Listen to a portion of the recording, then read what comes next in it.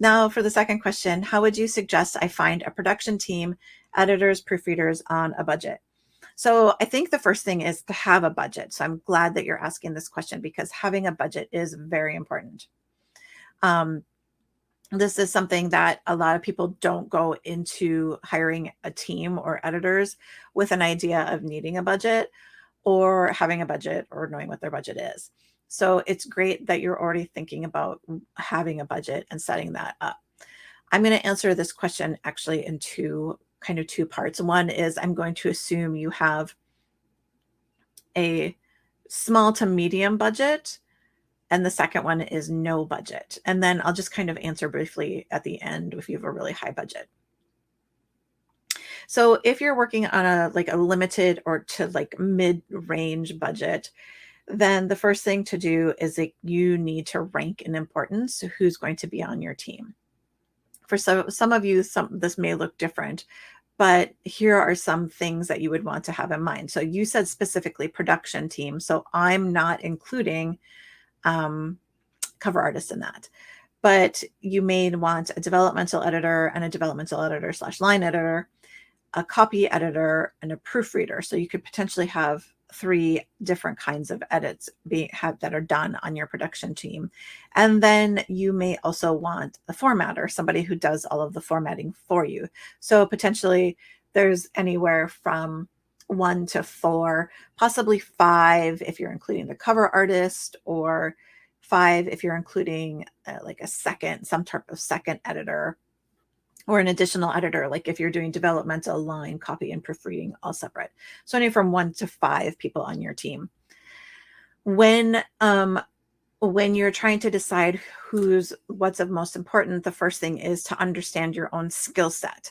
So when you're ranking who's important on your team, are you a pretty clean writer, but you struggle with pacing and character development and story development, in which case then the developmental editor becomes the most important person on your list. Or it may be that you are great with story, like you really feel like the story is tight, but you're not that great with grammar or cleaning things up, in which case then a copy editor is going to be the first or second person on your list.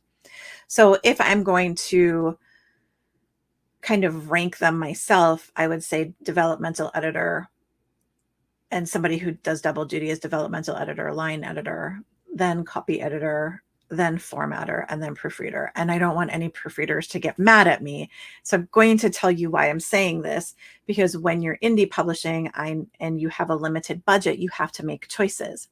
And when we look at the readers who are consuming the largest quantity of books that are being indie published, we know that those readers are reading first for story and characters, and the editing doesn't necessarily fall into even the top 3.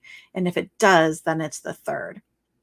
The reason we know this is because, one, just by anecdotally looking around and seeing what reviews say, comparing to what's inside the book, but also I did a survey.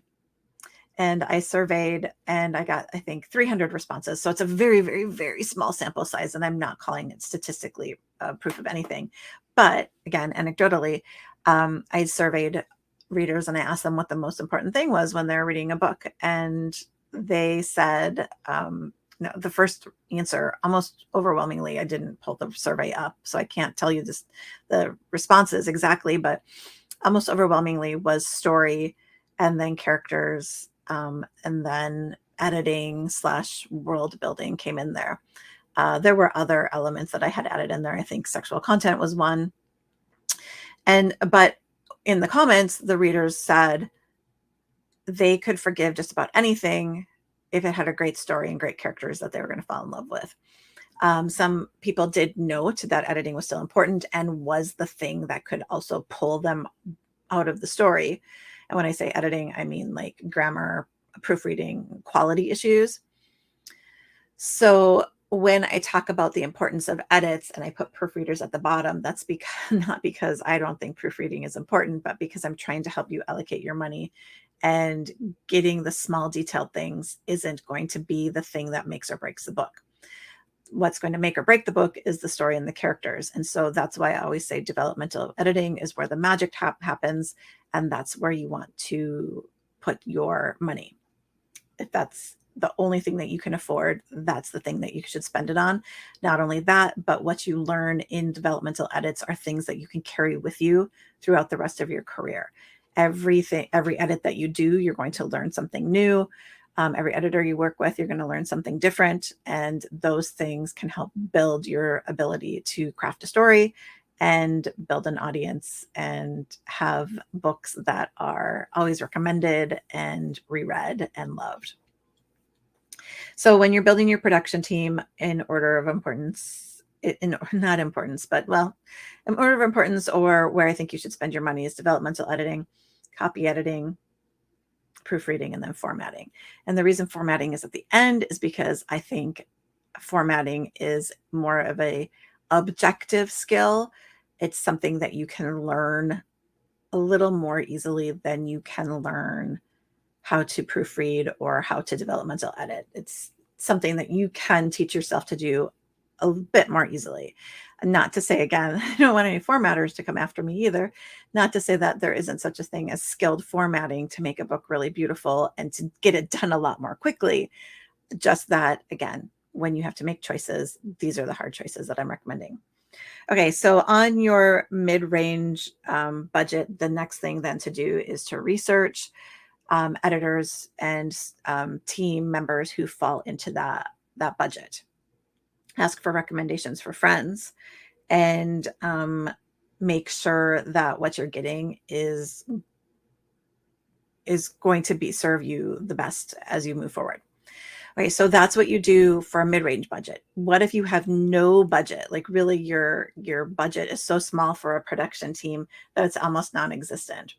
In that case, no budget, obviously you can't hire anybody. So you have to find ways to swap with skilled friends. So let's say that you have a friend who's really great at um, picking up pacing problems and making recommendations on characterization, but she needs somebody to format, and you're great at formatting but not that great at the picking up pacing problems and developing characterization. Then you can switch. So it's a swap of skills. You're looking for somebody to swap skills with. The other things that you can do are heavily rely on critique groups. In this, when you do critique groups and also beta readers, you're writing a little bit more by committee. So it's not so much as having a team as having a bit of a committee, but this can help you get the feedback that you need that you can't afford to buy. If you're going to use beta readers, make sure you know exactly what types of things you want the beta readers to tell you. If you just say, hey, read this and tell me what you thought, you're going to get a lot of, oh, I loved it, it was great, which isn't super useful and certainly doesn't take the place of edits. So develop a list of questions within reason, because beta readers are usually unpaid. Develop a list of questions that the beta readers can come back with, maybe in particular trouble spots, or how they felt about the characters, or anything that stood out to them as, oh, I wonder about this, that they otherwise might not have thought to mention.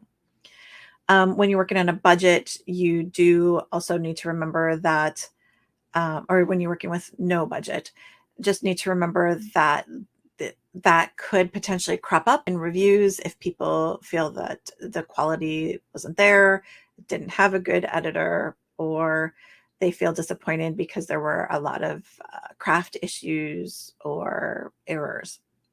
And that is the risk that you run when you go with no budget and no skilled production team. So then I said I would mention briefly what you would do if you had like unlimited budget.